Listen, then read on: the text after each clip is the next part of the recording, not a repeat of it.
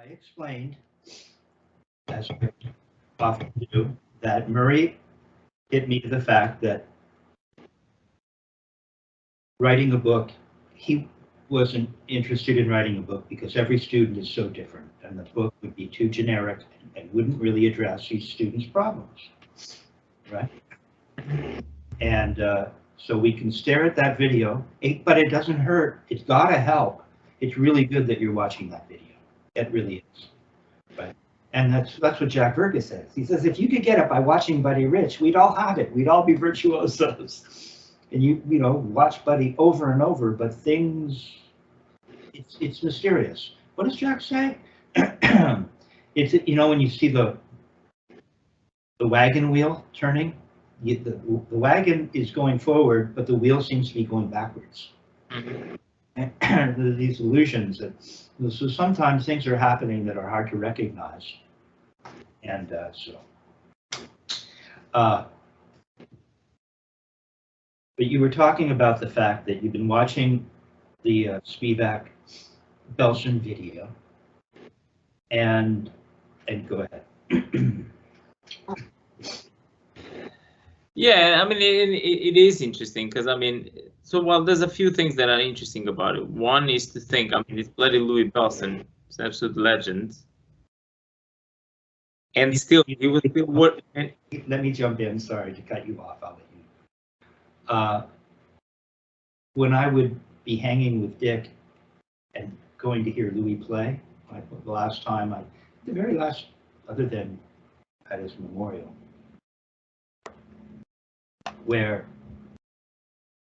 he was laid to rest so that everyone could see him one last time, and he was laying there with his drumsticks in his hands.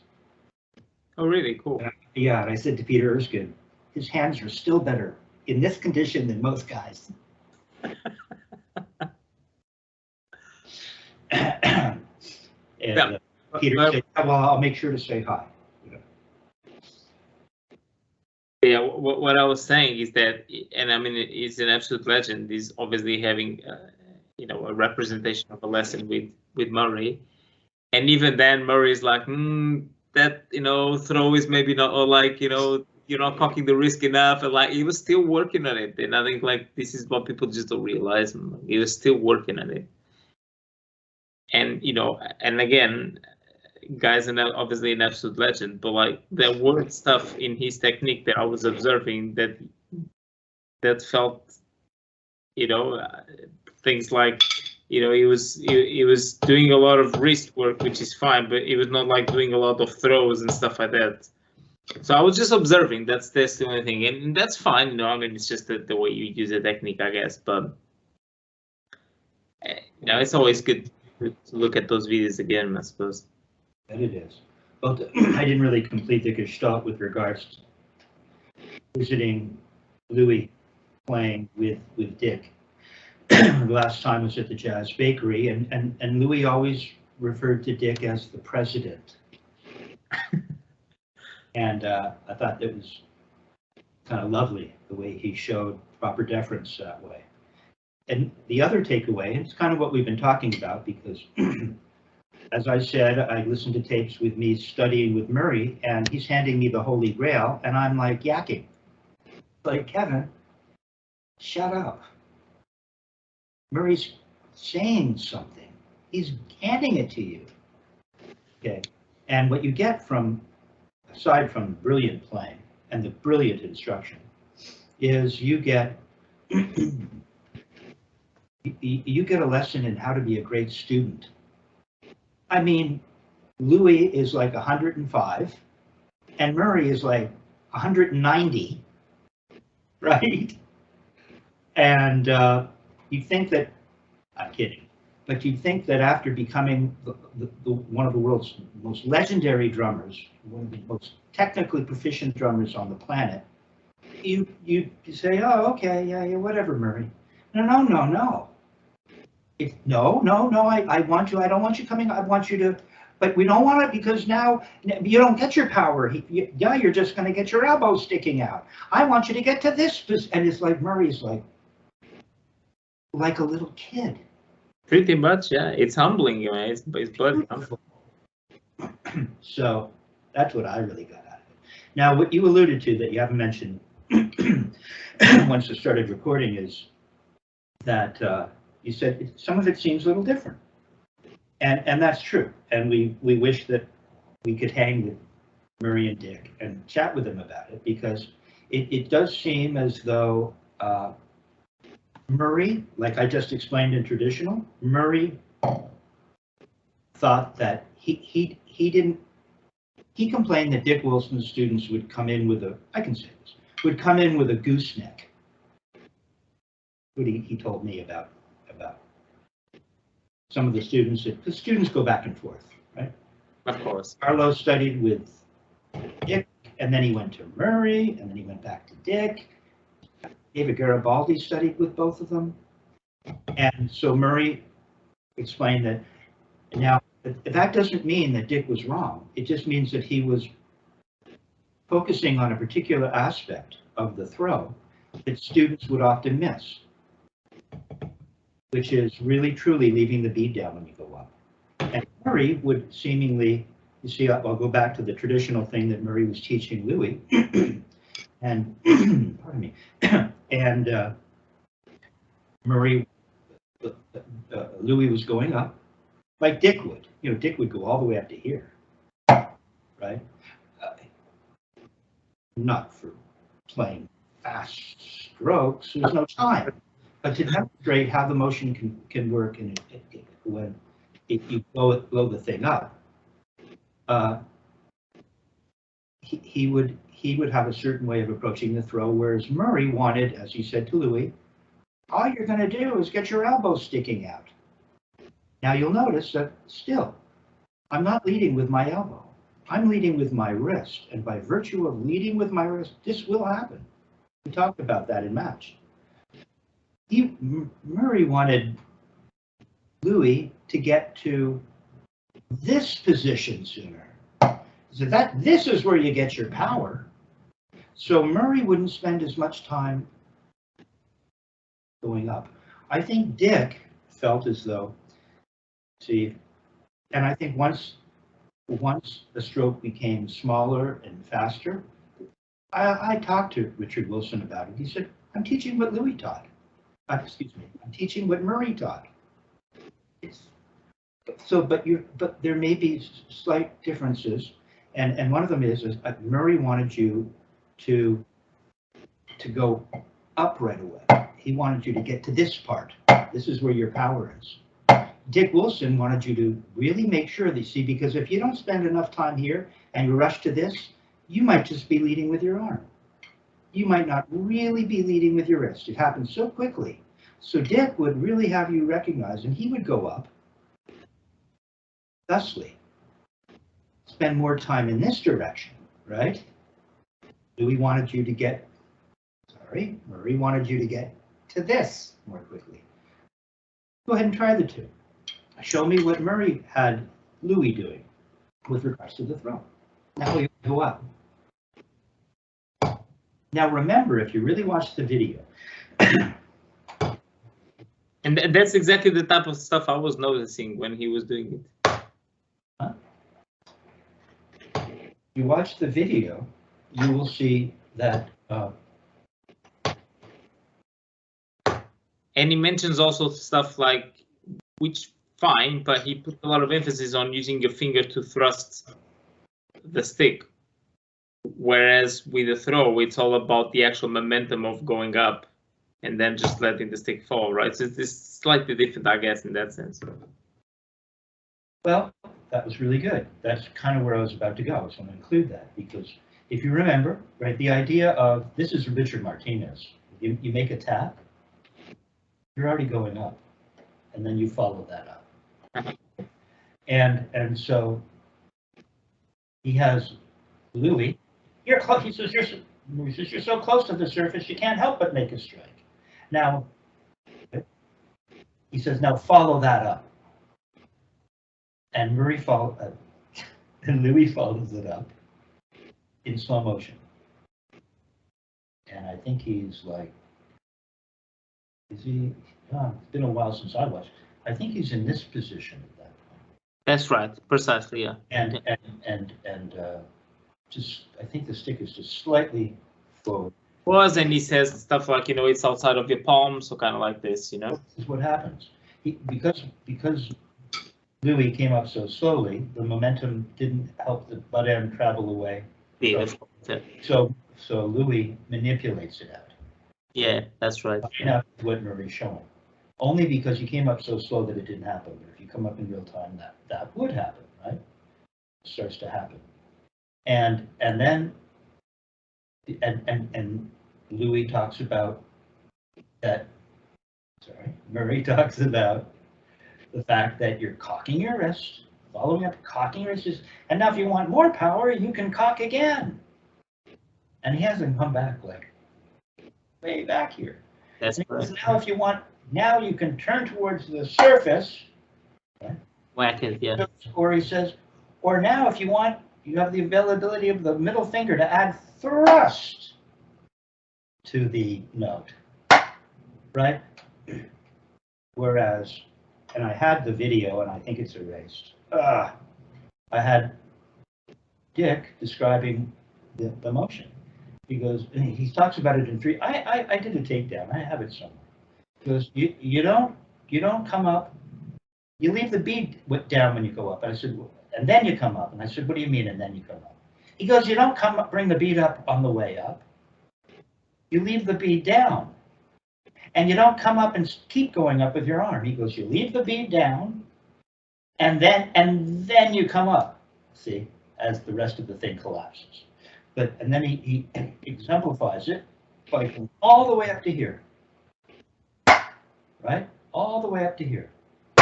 Whereas Murray would have you come up like that. Exactly. That is fundamentally very different. And yet, are they? Because well, I think the takeaway is that you're leading with the wrist. That's really the gig, is you're leading with the wrist. So Murray's going up with the wrist.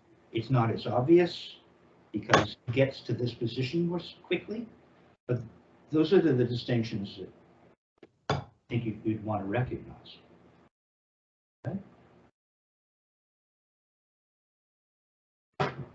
Okay. That's good though that you're watching that stuff and you're thinking about this stuff, right? And this is what we do as drum nerds. We get into this stuff, right? Now you had a chance to watch me rehearsing the band and explaining to them a concept that I had for a tune. And I've been telling you to get together with folks because you can see it's so much fun. And as drummers, we have some insight, I'd like to think, with regards to rhythm that often other musicians don't think about. Musicians that aren't drummers. Perhaps not a lot of drummers, I don't know, I want to be careful. And suddenly I'm introducing something to them that is somewhat foreign. The idea of playing, nobody knew what I was talking about. I mentioned it at the rehearsal before. Another bass player who wasn't there at the session that time said, hey, would you write that out for me? And I did write it out. I think it's down in the studio. Okay, but they hadn't thought of the idea of playing groups of fives while you're playing over groups of three with a bar line while you're in four. It's like, what? You know? So I created this little idea, and so this is part of the beauty of getting together with other musicians and learning how to play jazz. I'm gonna keep at you, and starting to get your keyboard out, dust it off, right? And it just adds a whole other dimension. It's what Vinnie said about, if you read the Modern Drummer article, Richard Wilson Modern Drummer article, and Carlos and Garibaldi and Vinnie, Mike Barsamanto, all mention, you know, their take on what Dick provided. And Vinnie was something like, Richard Wilson is a composer. It's a whole other world.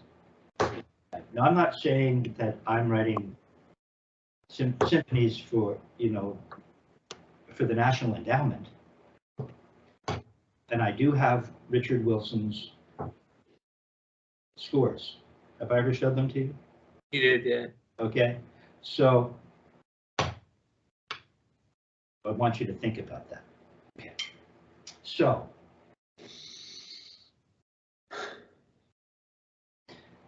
we were working on, and you did very well when it came to starting to actually sing the pattern that you were playing, right? That seemed to really help you.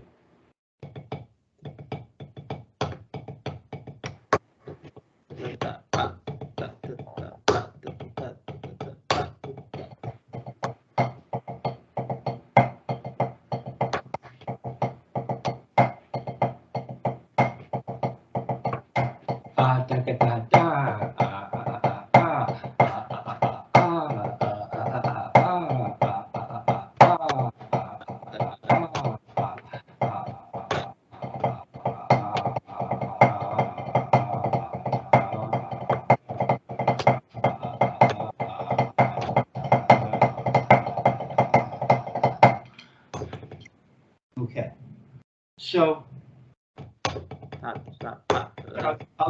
I'll hip you to something because we're talking about cymbal time. I recently watched something having to do with Bill Stewart talking about how he plays cymbal time. Fascinating stuff. Great player, Bill Stewart.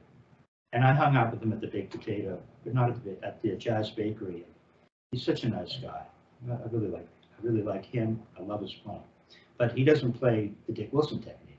There are other ways to play.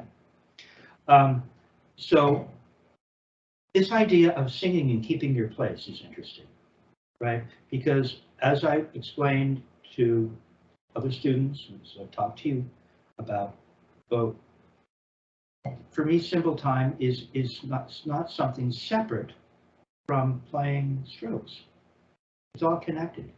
I don't throw out everything I'm working on with regards to this way of playing because I'm going to suddenly play cymbal time. Right? Now, so you're playing something in 5 right now. 1, 2, 3, 4, 5. 1, 2, 3, 4, 5. 1, 1, 3.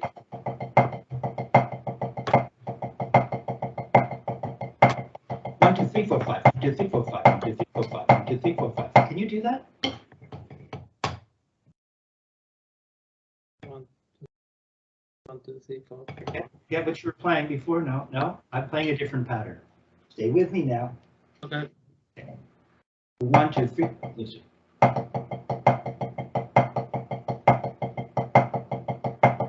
1, 2, 3, 4, 5. 1, 2, 3, 4, 5. 1, 2, 3, 4, 5. 1, 2, 3, 4, 5.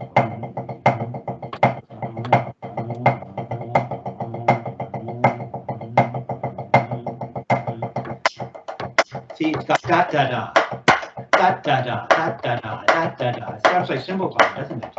But we're in 5.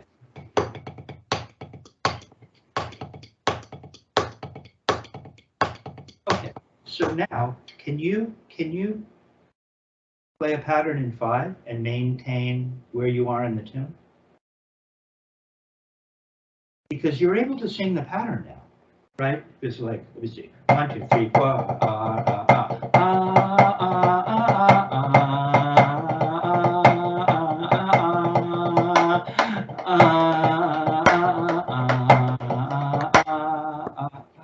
you should have to sing the. I'm playing double drag, 3rd iteration, and 5/8, and keeping my place in the tune. So I'm playing over the bar line. Okay, so now I'm making it even more simple. Or maybe we should do that. Why don't you play the stroke? We'll start with that. Go ahead and play the double drag in 5/8, 3rd iteration. The dots can be played as a larger wrist turn or a little throw. Then there's the accent on the 4th note. 1, 2, 3, 4, 5. Now, can you sing a tune? There we have it. You want to sing? Now it has to be It has to be a tune now. Got to sing a tune. Is there like a? And it can be a pop tune. It could be whatever.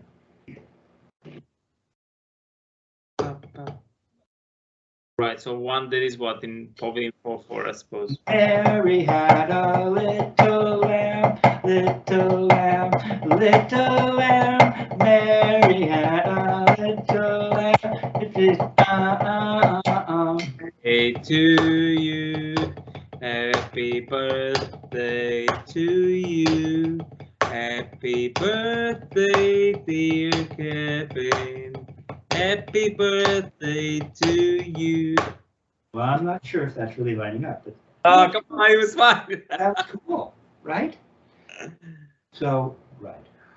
Let's see. Who was the English band? I'm Henry the Eighth. I am Henry the Eighth. I am.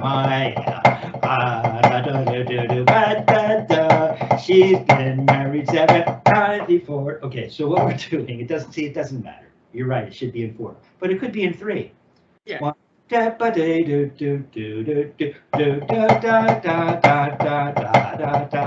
2, 3, 1, 2, 3, 1, 2, 3, 1, 2, 3, 4, 5, 1, 2, 3, 4, 5.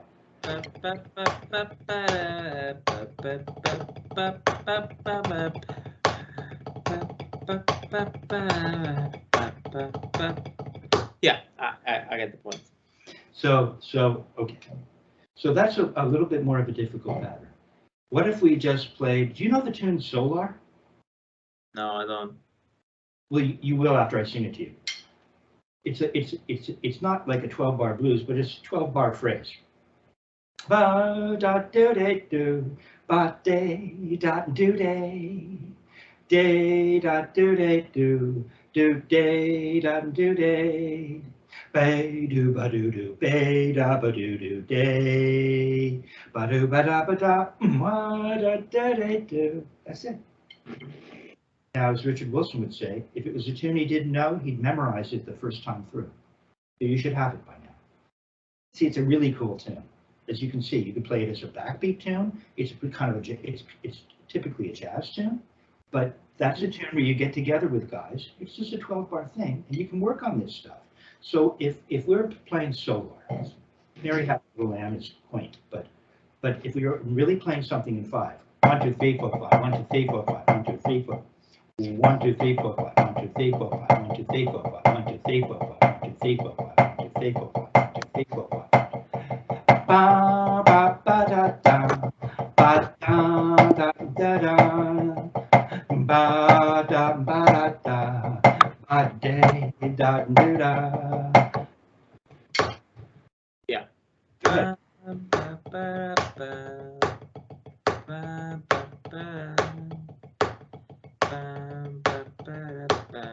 Yeah, you're in duple. Huh? You're in duple. Your hands have fallen into duple. So how else would we do it? Let's see. 1, 2, 3, 4. 1, 2, 3, 4. Just do that. Ding dong dong dong ding dong dong. Count 1, 2, 3, 4.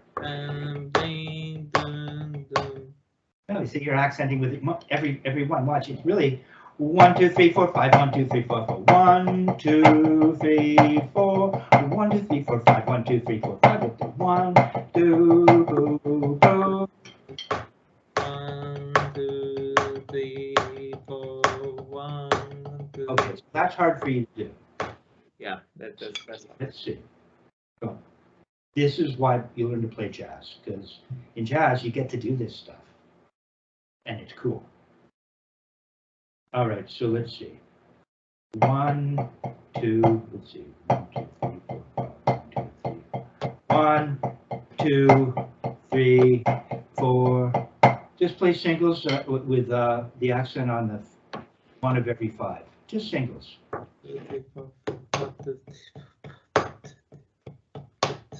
Now count 1, 2, 1 and 2 and 3 and 4 and 5 and 1 and 2 and 3 and 4 and 5 and 1 and 2 and 3 and 4 and 5 and 1 and 2. Okay, so 1 and 2 and 3 and 4 and 1 and 2 and 3. And you're going to count 4. 2 and 3 and 4, 1. No. No. Oh, let's see. Let's see. I might have to write this out for you. Okay. One. Okay. let's try this. Maybe 5 is a little overwhelming. How about this? 1, 2, 3, 1, 2, 3, 1, 2, 3. Which? 1, 2, 3, 1, 2, 3, 1, 2, 3, 1, 2, 3, 1. 1, 2, 3, let's see.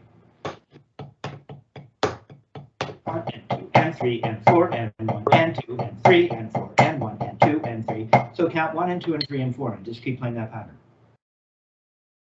1 and 2 and 3 and 4, 1 and 2 and 3 and 1 and 2 and 3 and 4, 1 and 2 and 3 and 4, 1 and 2 and 3. No, you're not. You're losing track.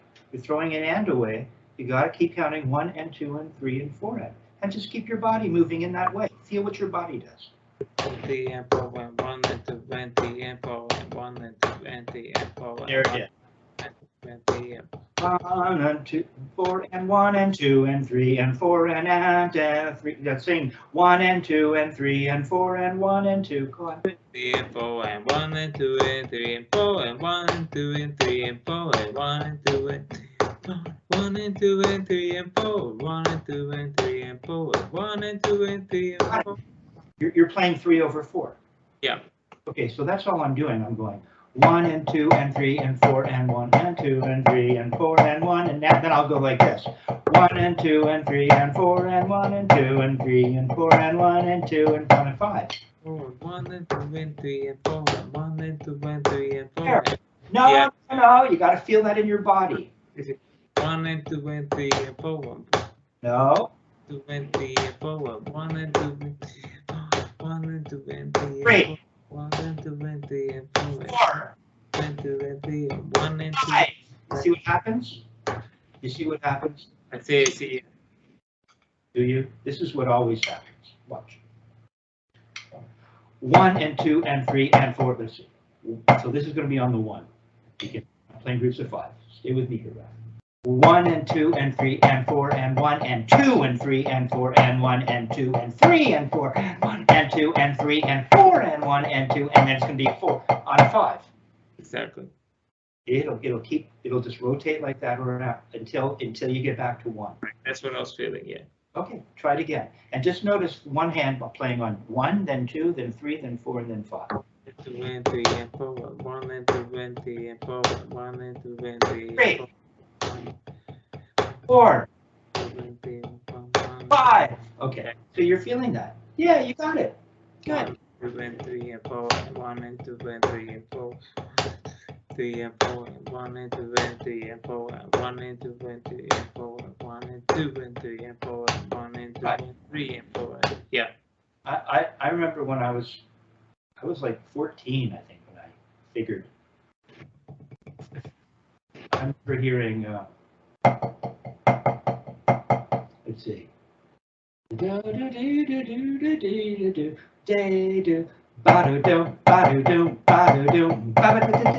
It was something.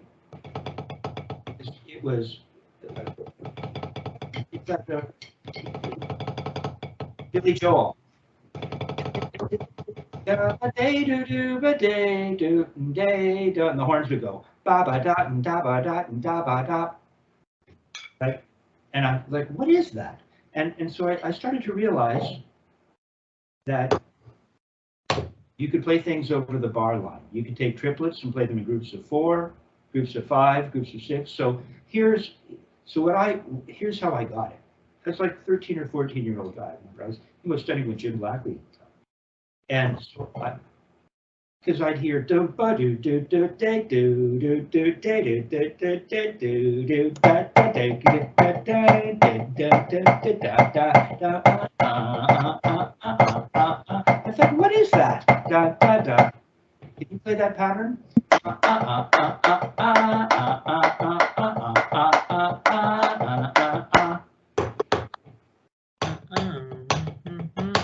No. I'll show you the pattern.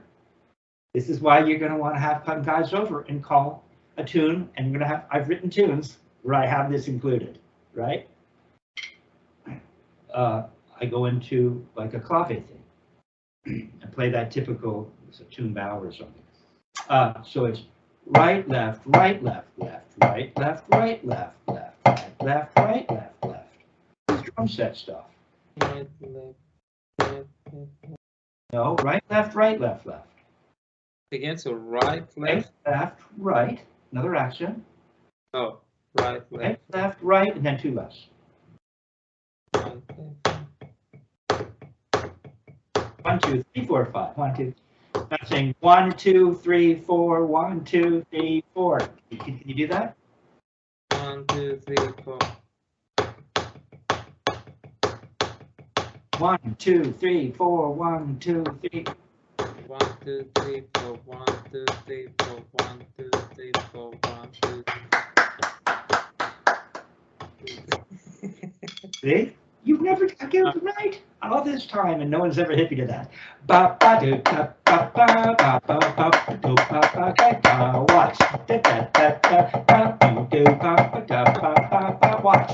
1, 2, 3, 4, 5, 6, 7. 1, 2, 3, 4, 5, 6, 7. Ba da da da da da da. You can play 7. Play 7 in a row. No, watch. Now the pattern is instead of 1, 2, 1, 2, 3, it's 1, 2, 1, 2, 1, 2, 3, 1, 2, 3, 4, 5, 6, 7. Da da da da da day, dum boom day, go go go. You see? So when you're playing with your band,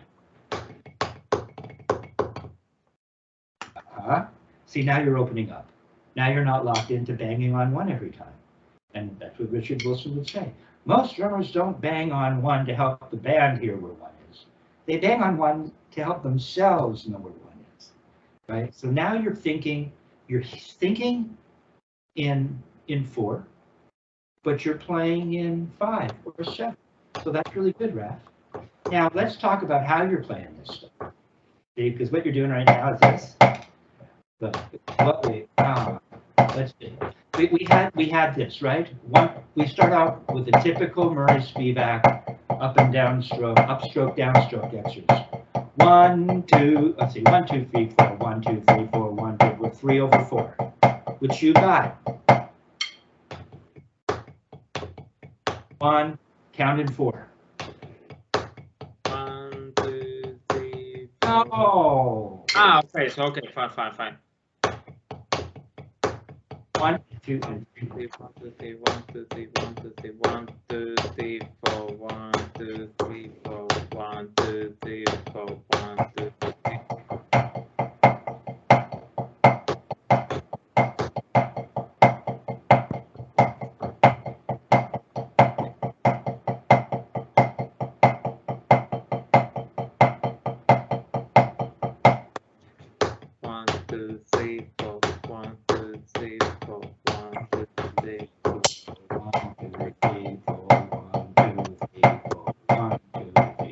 Okay, so I'm going to give you a cool exercise.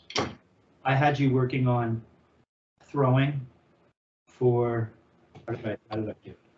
I had you, right? I had you playing, I think it was 72 to 84. I had you playing single-handed up and down strokes. I quite enjoyed the exercise. It's good. It was good to like check my fingers. I was like just being super anal about my fingers, like, oh, are the fingers in place or not? Good. Okay, so, but we did that not over the bar line. So now we're going to do that over the bar line and connect it to this. 1, 2, 3, 4. 1, 2, 3, 4. 1, 2, 3, 4. 1, 2, 3, 4. 1, 2, 3, 4. 1, 2, 3, 4. 1, 2, 3, 4. 1, 2.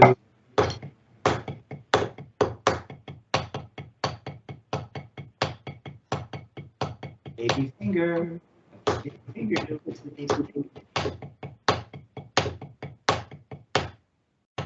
I want you counting out loud. 1, 2, 3, 4. 1, 2, 3. No. I'm taking you away from polarizing the 1 all the time. 2, 1, 2, 3, 4. No. So this is 3, right? 1, 2, 3, 1, 2, 3, 1, 2, 3, 1, 1, 2, 3, 4, 1, 2, 3, 4, 1, 2, 3, 4, 1, 2, 3, 4. Bring in the other hand and play it hand to hand. 1, 2, 3, 4. 1, 2, 1, 2, 3, 4. 1, 2, 3, 4. 1, 1, 2, 3, 4. 1, 2. Now put the hand to hand.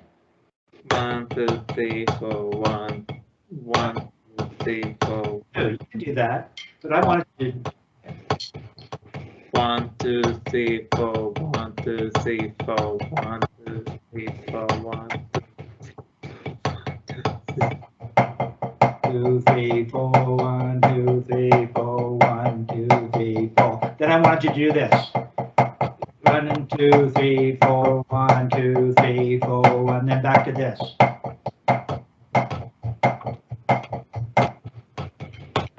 1, 2, 3, 4. 1, 2, 1, 2, 3, 4. 1, 2, 3, 4. 1, 2, 3, 4. 1, 2. 1, 2, 1, 2, 3, 4, 1, 2, 3, 4,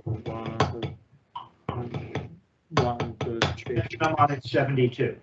1, 2, 3, 1, 2, 3. Metronome on 72. Let's actually have a baseline, an actual metronome to play with.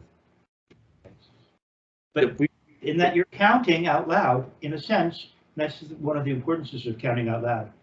Your voice becomes the metronome. Now let's make sure you're not rushing and slowing and attach your voice to a metronome. Try that.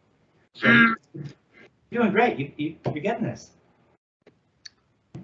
70 what? 72. Okay. One, 2, 3, 4. 1, 2, 3, 4. 1, 2, 3, 4. 1, 2, 1, 2, 3, 4. 1, 1, 2, 3, 4. 1, 2, 3, 4. 1, 2, 3. 1, 2, 1, 2, 3. Ah, so hold on. So the metronome is the third, is the 1, 2, 3, or is the 1, 2, 3, 4? 1, 2, 3, 4, 1 and 2 and 3. You're playing eighth notes in groups of 3. 1, 2, 3, 4. 1 and 2 and 3. You can count that way if you want. 2, 3, 4. 1, 2, 3. 1, 2, 3, 4.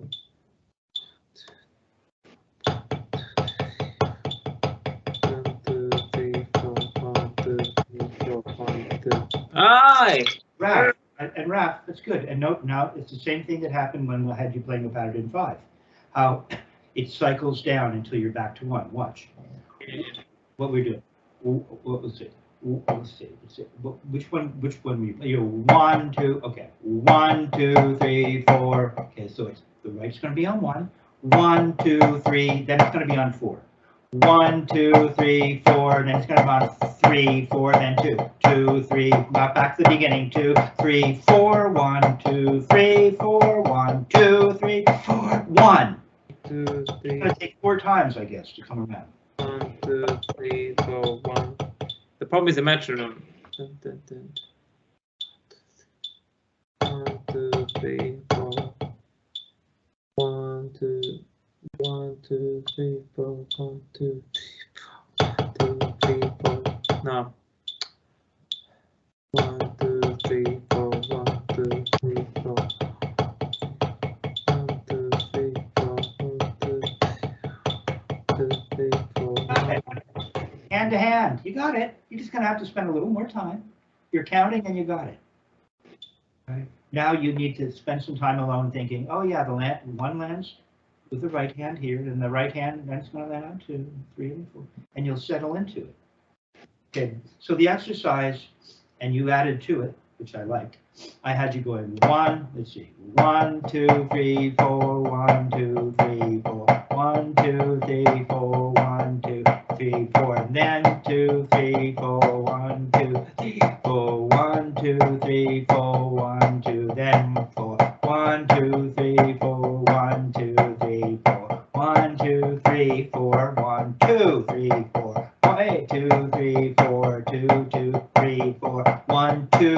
3, 4, 1, 2. Then you're going to go 1, 2, 3, 4, 1, 2, 3, 4, 1, 2, 3, 4, 3, 2, 3, 4, 1, 2, 3, 4. See?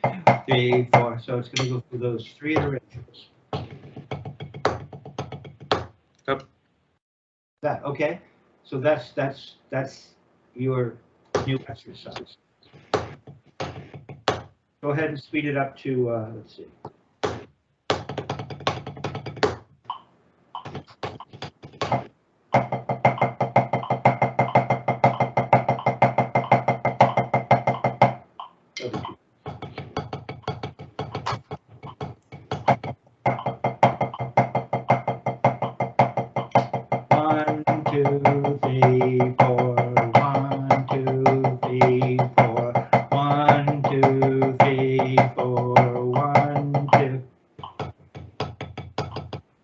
Can't do at that speed.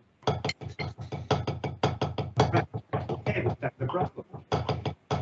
Right's better than your left in this case. Huh? Your right's better than your left. Okay, so let's figure out. So we're 8 is your tipping point. So down to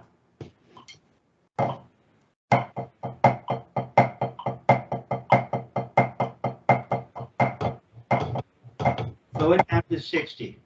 Because it's fallen apart.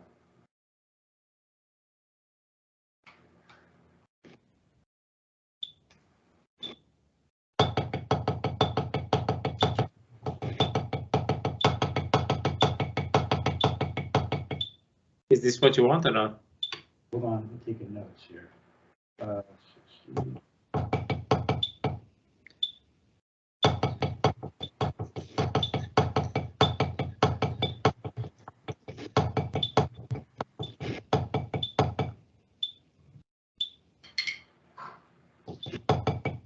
Pretty good.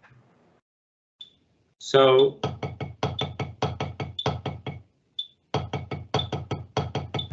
notice if you look in your return video, huh? If you look in your return video, this is where the fingers aren't not really lining up, right?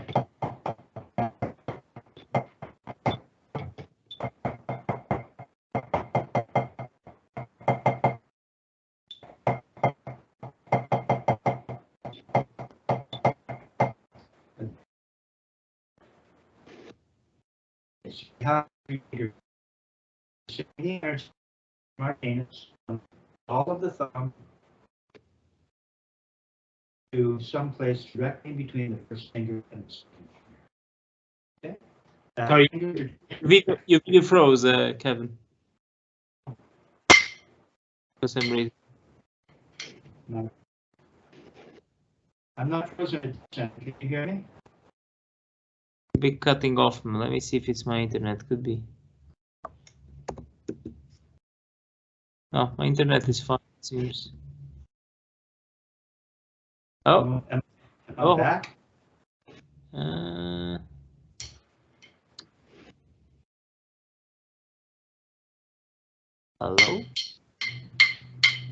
Oh, now you froze it. Oh, there you're back. Can you hear me? Testing 1, 2, 3.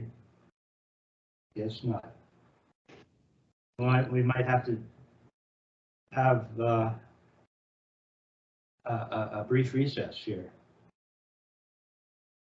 So you're not getting me here. Let me try something. Hold on. Okay, go on then. I think it's fine now. I'm back. Seems like a bit slow, but yeah, go on. I can see you. Okay.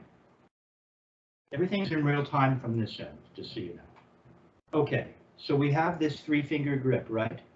Only when I see you playing in your left, something's going on back in here. And then the motion is your elbow's moving more than in your right. Okay, so Mike's doing a good job. That's better. Yeah. See, here's what we're trying. Here's what we're thinking about. We're thinking about, and you've got all of this stuff perhaps separately worked out. Now we want to put it together in practical. We have a 3-finger grip. The fourth and fifth are in a position so that, as I explained, right, we could go to fingers. Okay, and so what we're doing is we're thinking about that 3-finger grip so that we get a rebound. If you were just to turn for 3 notes, what would that look like? That's not bad. Really, right? And that's kind of what's happening. And then on the last note, perhaps, we're going to come up. The last note would be an up. So you can think of it 2 ways. You can either think of it, Raph, as throwing for 3, and the last note is an up, or you can think of it as throwing for 2, and the last note is an up. It's a little fuzzy. Either way, the stick has to bounce over this 3-finger grip. So there's a fulcrum, narrow fulcrum. And the 4th and 5th finger, yeah, there you go. See, and here's the other part we're looking for. Much better. There you go. And the other part is we're just looking for this. Watch, watch. Just make a little throw for me and prove to yourself that you can make a throw. 4th and 5th don't have to freak out. They're just doing this. Watch. Here, I'll give you an inside view. You know, there were students. There were students apparently that would bring in a drum with clear heads on both sides, and they'd have Dick Wilson play, and they'd lay underneath the drum. I know. Okay, so here, you're underneath the drum, and you can see. Watch. Coming up. I'm here. I'm leading with the wrist. Coming like this, and making a throw. Now see, I've got the 3-finger grip, but the back fingers don't have much to do with it. I could do it like this, but I don't want to hold them away. They're just hanging out here. But it's really a 3-finger grip. Remember, the thumb is kind of concave. Yeah. Okay. Yeah. Sending the energy not from the tip of the thumb to the 1st finger. But not the actual bone, right? It's just slightly, right? It should not pivot on the bone, right? It's on the flat. That would mean you're sending the energy too far back. It's always one thing that I always struggle is understanding. It's just understanding the amount of pressure,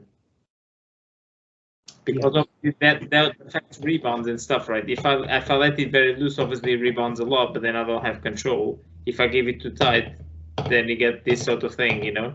Then it almost, if I put too much pressure, then the grip starts being here and not in the middle finger anymore. Do you know what I'm saying?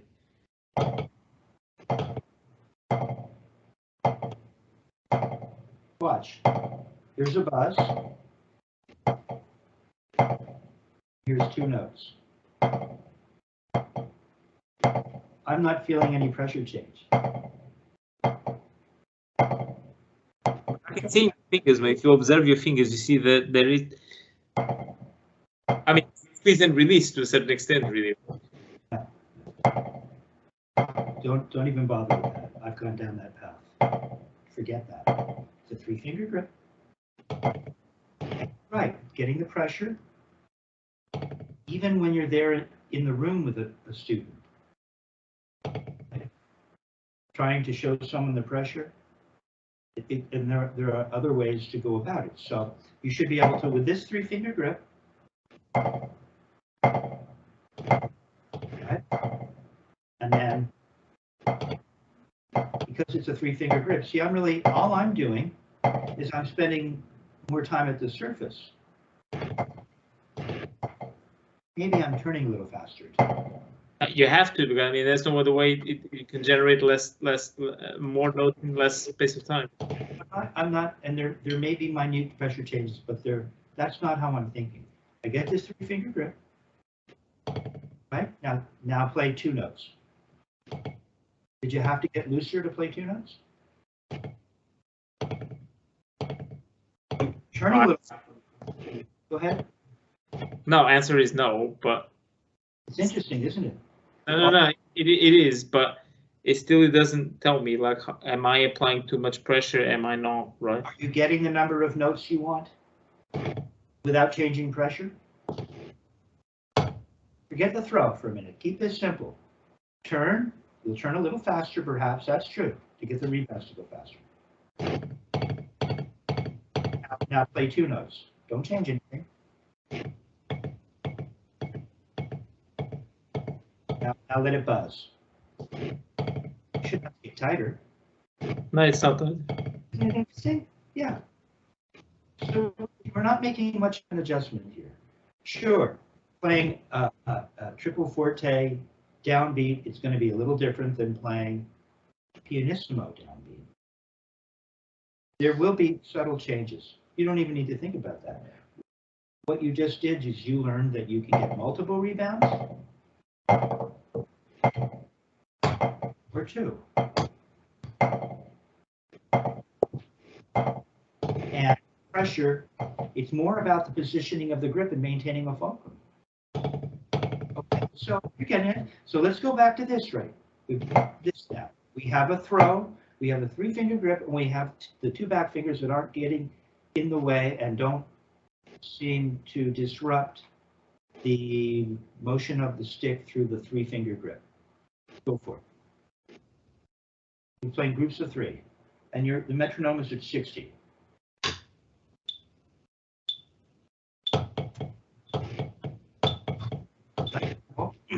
But now I want you to keep them going. See? But that's good. 4th finger, what's happening? Why is anything change? Why did the 4th finger suddenly start to? It's the 3-finger grip. You can take the back fingers off if you want. You're going straight up and down, like the right. Okay, now go back and forth. Carefully, your 4th and 5th. Say again? Just be aware of your 4th and 5th and go back and forth. I know it's not perfect now. I can see that. It's not bad. You know, I mean, you also mentioned something on the other lesson that, you know, I mean, a lot of these things are just like habits. That is, it's just really hard to break them, right? But it is true that my finger is a bit crooked and wonky. But, you know, on the flip side, it's also true that I can join it. Yeah, you see? And what we're doing is we're... You are right. Like, I feel sometimes like this goes a bit more there and this goes here, and like it feels like it's moving around, and which obviously will disturb the stroke. That's inevitable, right? So you're aware of it now. That's the gig, to be aware of these things, and they'll start to smooth out as you go along. You reckon, yeah? Okay, so 3 in each hand. Watch the 4th and 5th. Straight up and down, 3-finger grip in the left. Right's doing great. I'll put them together, hand to hand. 3 in one hand, 3 in the other hand. Is the metronome on at 60?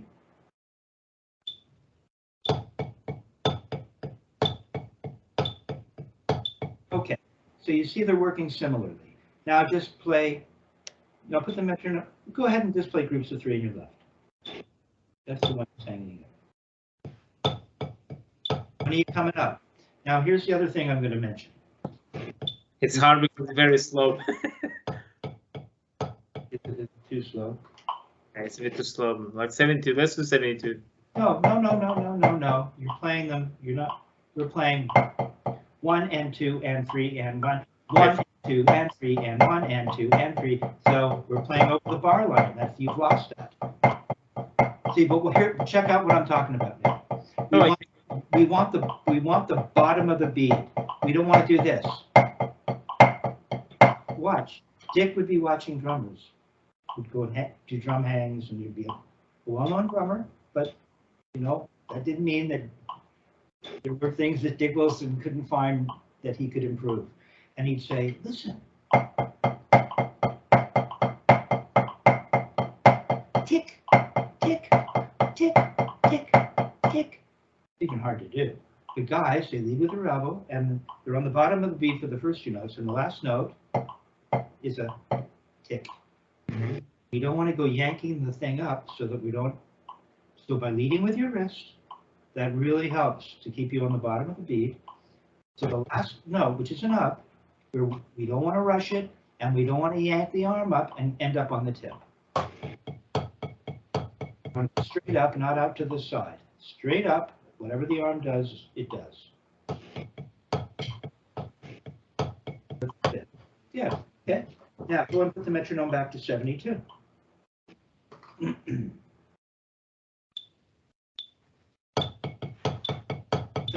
Straight up, straight up. Watch the bottom of the bead. Don't rush the up. It'll help you. You'll realize. Watch the fourth and fifth. They're freaking out right now. Yeah, there.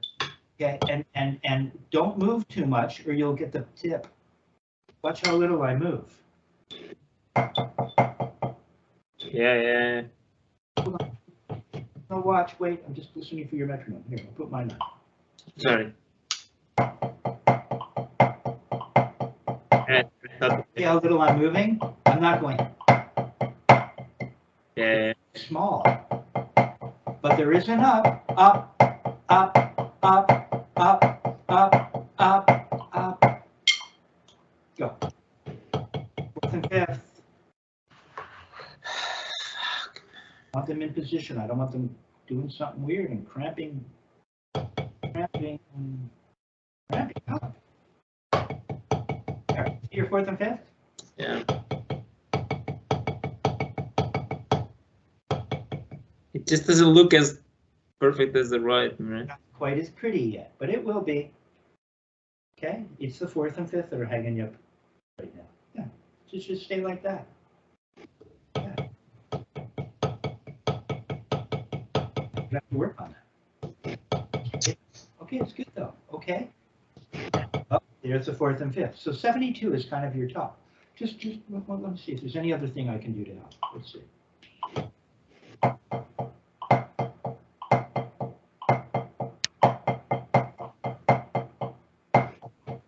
If you just turn. No. Just for the conditioning of the position of the hand, fingers. Just 1, 2, 3, 1, 2, 3, 1, 2, 3, 1, 2, 3. No, you don't have to do anything, do you? Except maintain this 3-finger grip. And it'll bounce. As soon as you're done bouncing, you bring it up for the next note. Or you bring it up from the surface. Don't make a throw. That's what the hand would feel like. Now just go ahead and make an up. Keep playing groups of 3, not over the bar line like that. Up. Keep going. So what? 3 and then a fourth one, which is the up or not? No, I want you to go da da da da da da, then throw, throw, throw, throw. Now just go back to 3 on the wrist. Turning. It's the throw that's doing something to your fingers. No, your fingers are fine. Oh, they changed immediately as you go to throw. Why? Why wouldn't they just stay like that? Yeah, go on up. Just see they stay like that. Yeah, there you go. There you go. Because now you're aware of it. There you go. It's the throw. Missing the throw, yeah? Something about the throw is causing you to do something back here. So there it is. It's nice and normal. And all you have to do is make a little throw. And keep that. Yeah. So I want you to work on that. Okay, let's take a look at doubles and rebounds. Okay. I want to make sure to get that in today. Yeah, we have to look at the paradiddles as well. It's been a while.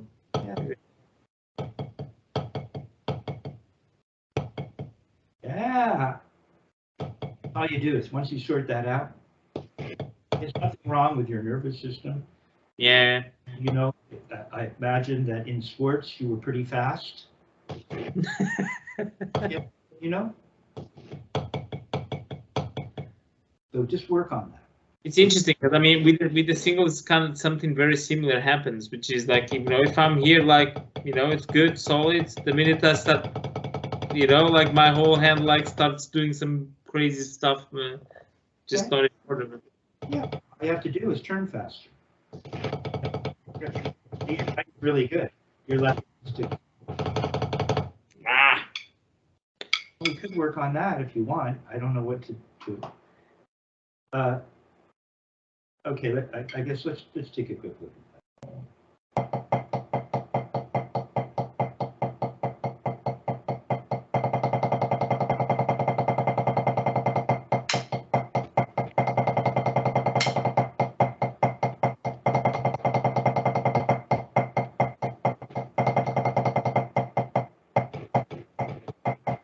Can you do this?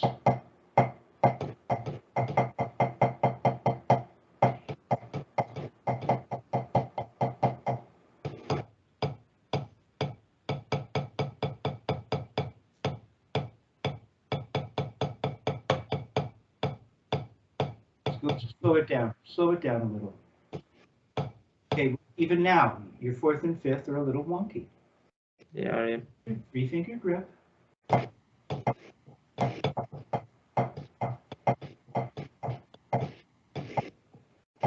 It looks like this. See how the fourth, the tip, the pad of the fourth, and then the tip of the fifth. They're all in position. Can your tip of the fifth touch? It's the tip. There. Now your thumb. You got to send the energy more to the middle, not up here. There. Come on, that's it. Now bring that down here and just turn and focus on the 3-finger grip. There it is. There. Maintain that. Turn. There. There it is. That's what it feels like. Okay? So you're turning, just stay with me. Okay, metronome on at 84.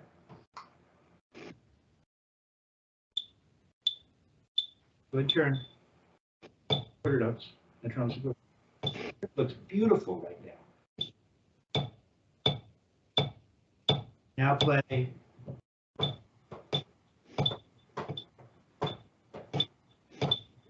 Quarter note triplets. 1 and 2 and a little faster, just hardly faster. 1 and 2 and no. 1 and 2 and a 1 and 2. It's the grip. Don't lose your grip. It's starting to already. There it is. You got to count out loud. 1 and 2 and 3 and 4 and 1 and 2. Back to quarter notes.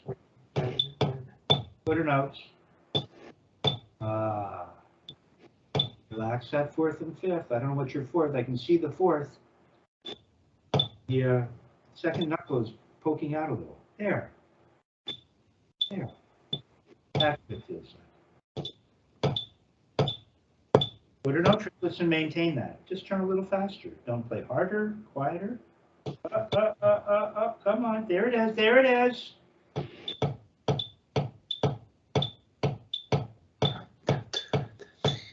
You got it. The 1 and 8th notes. Keep the grip. 1/8 notes. Almost. No triplets. How much? 8th note triplets. 1 and 2 and Start to lose your grip. Come on, go slow it. Go back to the other iteration. Previous. 4th and 5th. What are they doing? What are they doing right now? 3-finger grip up front. Come on, make sure you're not. That thumb is a little far forward, isn't it? Your thumb is too far forward. There it is. It's your grip, dude. I know. There it is. There it is. So you're playing. So you're at like this. You're getting now. Nope, you lost it right there.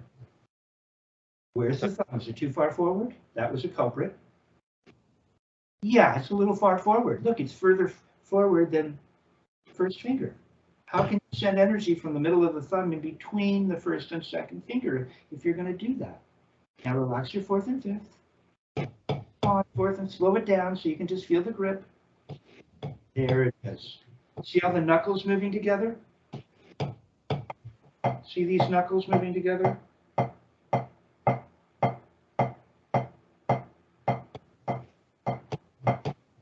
You can also feel the energy kind of running.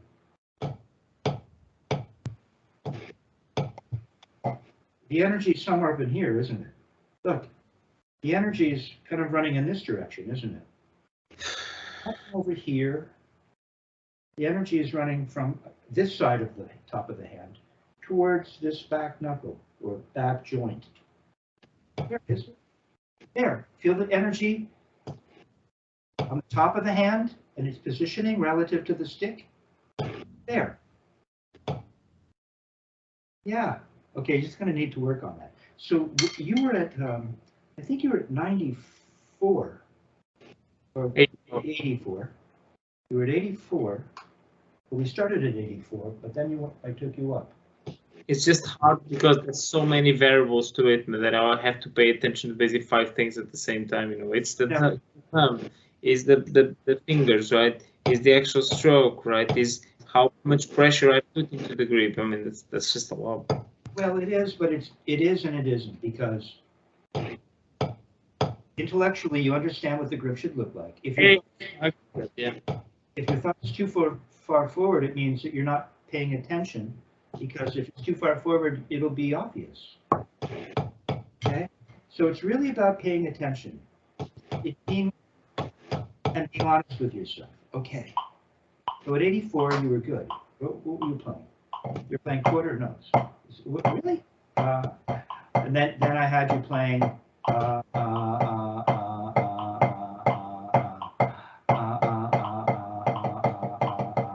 okay, so let's start out like that. It's better. Okay, so let's start out like this. We're just gonna get our grip together by playing quarter notes. Okay, hand to hand, quarter notes with me. Now, one of the things that I noticed earlier today, and I didn't mention it, and I caution you to not have it come at all from the arm. Not even the tiniest bit. Really a wrist. It's the wrist. Watch. Wrist brings it up and the wrist brings it down. Okay. There you go. I was doing a bit of this, yeah. Yeah, and you know what? Now you're playing in the center, where sometimes you spread apart. I think the arms start to get involved. But if your arms are left alone and you really start here in this position, how can you not play in the center? If you really leave it alone. Okay, so we're playing quarter notes to 84. Now we're going to play quarter note triplets. And we're going to maintain that nice grip of the 3. Yeah, your left looks great. Here it is. Now we're going to play eighth notes. Watch the grip. There you go. Just turn the wrist. Wrist brings it up and down. Now we're going to turn that into doubles.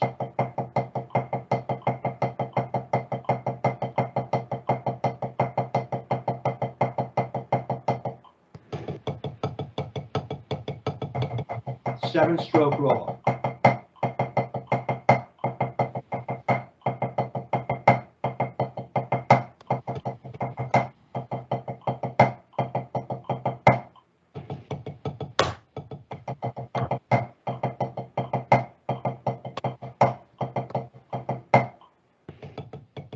I didn't say go the other way yet, but it looks, your sticks are starting to spread apart, which means you're probably using some arm.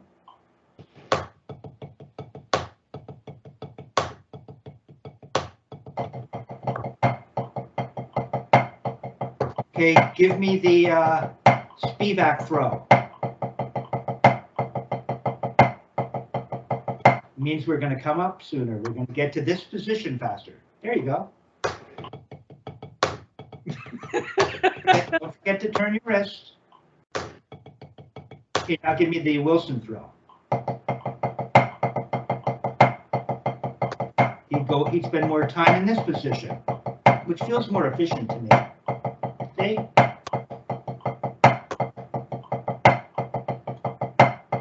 Come on, give me this. No, this. Come on up a little. See, the elbow moves a little more because you're coming up more. There. Didn't Murray say that? All you're going to get is you're going to get your elbow sticking out. Maybe. We need a little of that. Now you're bringing the beat up too soon. You're not giving me the really true, come on, give me this.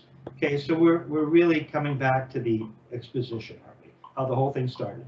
And then go like that. Really uncoils, doesn't it? You get this to that. No, don't go lifting anymore. This is going to fall as soon as you feel the torque. There.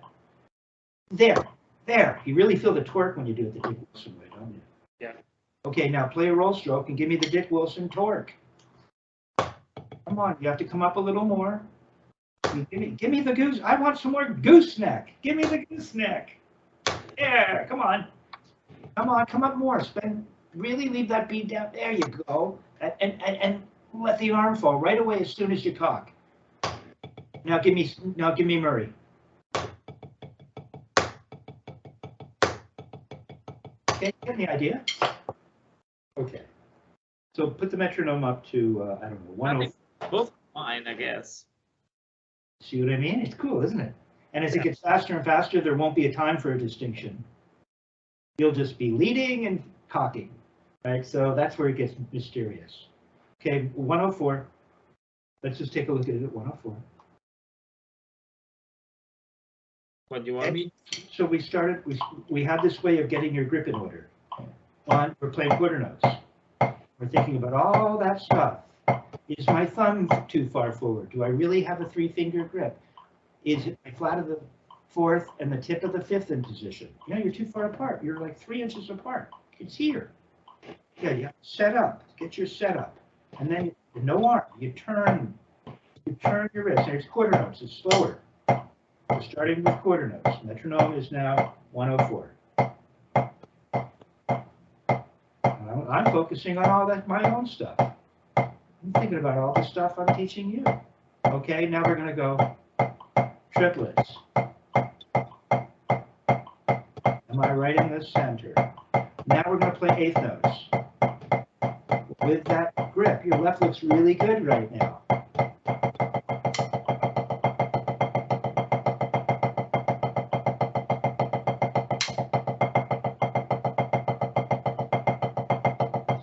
See my thumb going up and down? See it? See my thumb going up and down? Because I'm actually turning my wrist.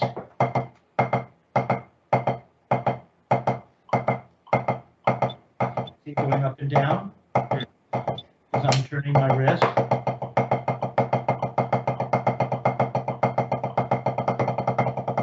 See, I'm turning my wrist, see? And it watch. Here. Raph, just watch for a second. Watch. Maybe Murray. Dick. Murray. Dick. Murray. Okay, go back to it. Thumbs going up and down. The grip that we described. Metronomes at 104. Give me a 5-stroke roll. Give me Murray. Give me Murray. No arm. Don't use your arm. See, that's why, Dick, because you're starting to use your arm. It just leads, and then you go right to the wrist. Watch your 4th and 5th on the throw. It's a throw that leads you to doing weird things with your 4th and 5th in the left. Okay, now give me Dick. Okay, yeah. Good. Not too bad. Watch your 4th. Yeah. Okay, so we'll just gently ease you into this. You're at 104 nicely.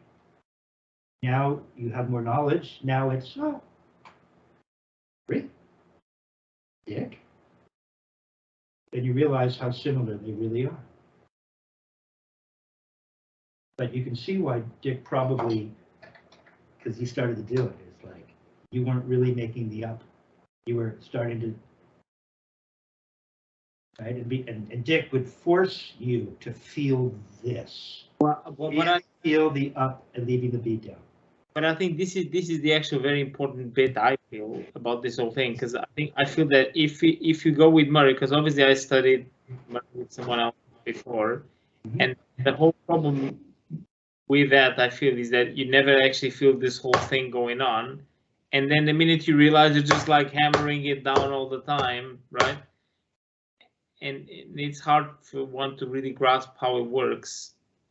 Does that make sense, right? Like, you know, if then you're just like hammering it down, which is, you know, what a lot of people do, just like hammering it down.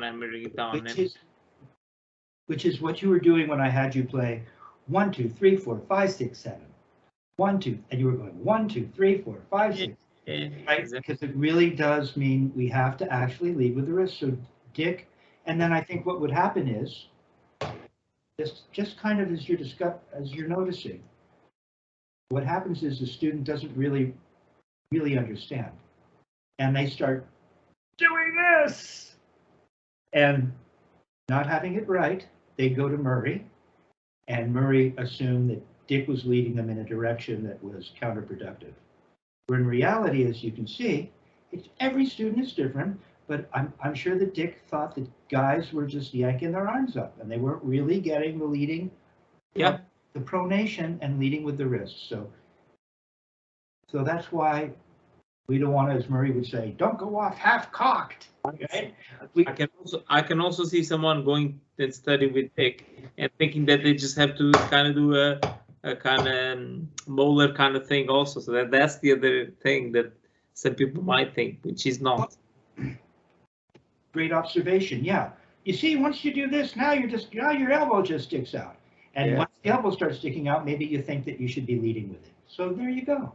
Okay. Good observation. Well done today. I'm turning off the camera.